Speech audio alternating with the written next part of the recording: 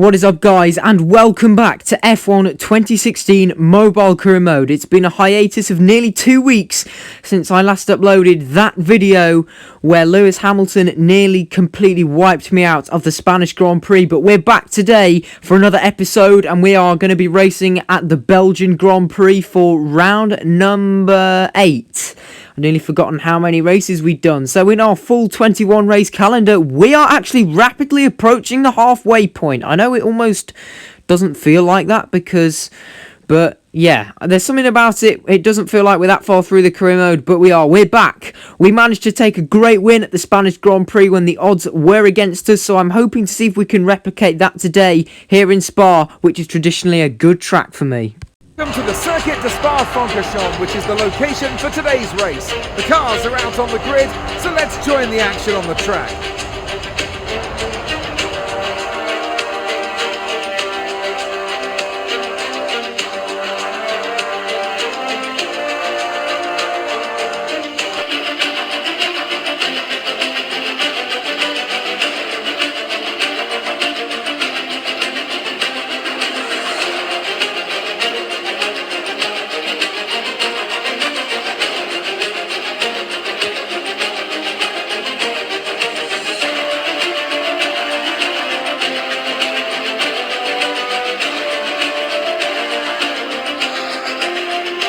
Welcome to the grid here in Spa. It is another front row lockout for Mercedes. Hamilton taking pole, though I managed to bag P2.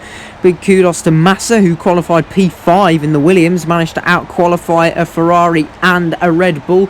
Strategy today is an interesting one. I'm going to start on the harder compound tyre. I'm going to start on the soft tyre and then switch up to the super soft. Just an 11-lap race here at Spa, so it's obviously going to be a one-stop. We're going to go 6 laps on the soft, 5 laps on the super soft. We're revving up to 5 red lights here, and it's away we go for the Belgian Grand Prix. And do you know what? That's not a great start off the line. Ricciardo already trying to go up my inside through turn 1. I'm going to be careful, leave plenty of space. I've got a little bit on the curb on the exit of La Source, and already we're trying to go wheel to wheel with the Red Bull, who you can see in the right wing mirrors all over the back of me as we head up through this iconic right left Eau Rouge Radion. That corner, one of my favourite corners in F1, but Hamilton's on the grass as the AI always do, and we just breeze past to take the lead of the Belgian Grand Prix. The AI bugged as they stick to the racing line, which is coded to go onto the grass for some reason, so they always lose loads of time on the Kemmel Straight, and that's given me the opportunity I needed to pounce, and we have managed to take the lead of this race from our British teammate. However, I'm not expecting to pull away too much as I am on a harder tyre. Although saying that, by the time we get to lap 6, the last lap or so, I've really managed to stretch my legs a bit and run away. I suspect Hamilton's tyre wear is a little bit harsher than mine, given he is on a softer tyre. But nevertheless, that should be made up for the fact that by my pace is probably going to be slightly slower due to the slightly harder compound. Although 3 seconds slower I was through the middle sector. I'll tell you why that is, because just off camera, before I started recording this clip, I actually had a massive moment where I completely spun on it was on the hairpin just after you go through the Kemmel Straight. You go through that chicane and then round to the hairpin. I can't remember what corner number that is. Anyway, we're coming through the final bus stop chicane and into the pit lane now. We're going to pull the trigger for an undercut on my teammates, and we're going to make our sole scheduled pit stop of the race onto the super soft tyres. So on they go, 2.1 seconds. Very good in the pit lane there. 28 seconds. No pit stop glitch in this race, thankfully. Raikkonen goes through to take the race lead. However, that is not for net position as he has not pitted yet, and we're going to come out in P2 and in clean air, and not far to catch up to the Iceman. So hopefully with these fresh tyres we can make a significant inroad on the Ferrari driver before he needs to make a pit stop. You can see that Kimi's going to be significantly slower on the Kemmel Straight than me because of that weird racing line glitch. So the gap as we head through the first sector, 2.7 seconds. So we're just going to try and monitor that, see if we can bring that down as we head through the first sector.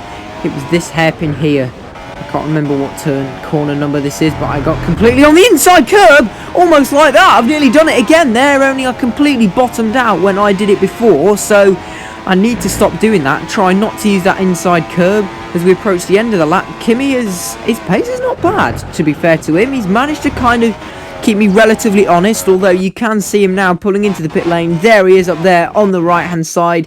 As we head through, I'm now going to go for a push lap. I was nearly 4/10ths up in the final sector alone, so this is going to be my best push lap around the Belgian Grand Prix. So you can see through turn 1, very nicely done there, just threading the car through.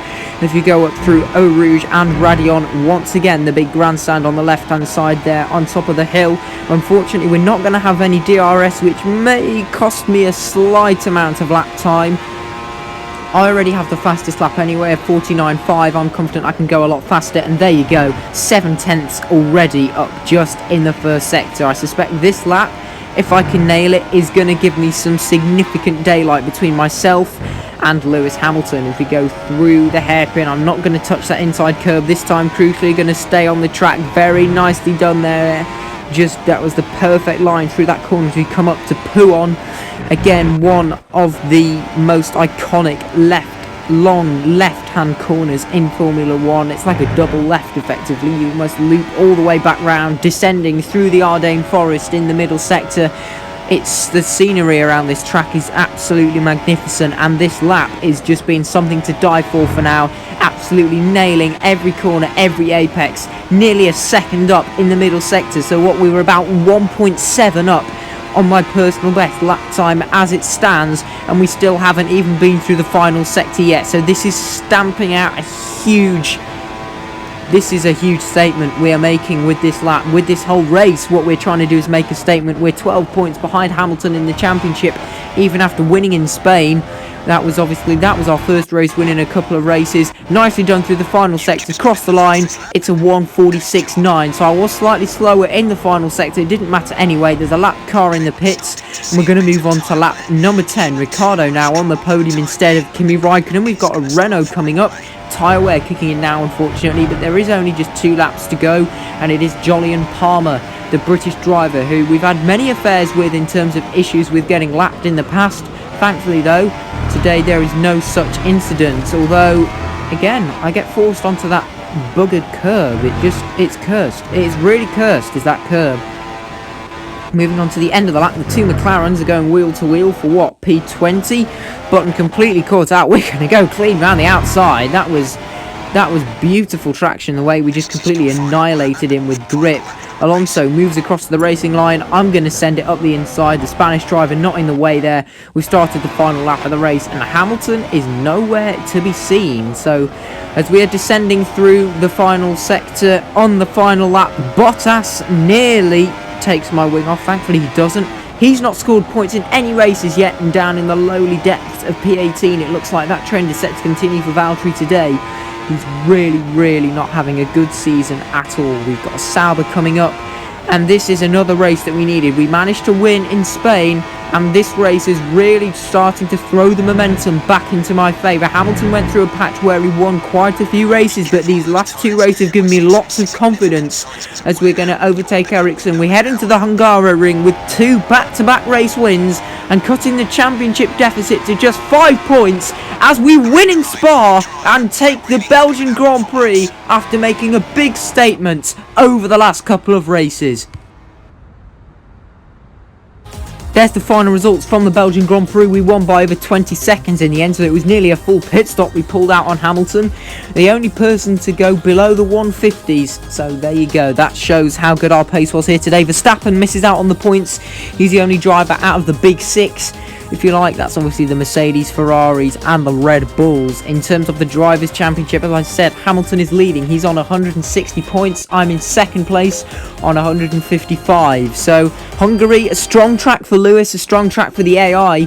So to be honest, the odds are probably going to be against me there, but after what happened in Spain, never say never. Vettel and Raikkonen 3rd, 4th, Verstappen, Ricciardo, Massa, Sainz, Alonso, Hulkenberg. As you can see, Valtteri Bottas still the only driver, apart from both Manners, not to score any points yet in this season. In the Constructors, we're absolutely running away with that. We've nearly got double points of anybody else. Obviously, we were expecting to win that when we signed with Mercedes at the start of the season. And that will just about conclude today's episode. I hope you enjoyed it. If you did, please be sure to like, share and subscribe. Don't forget to follow me on Instagram and join my Discord server. Both links are in the description below. And I'll see you guys all next time in Hungary. Goodbye.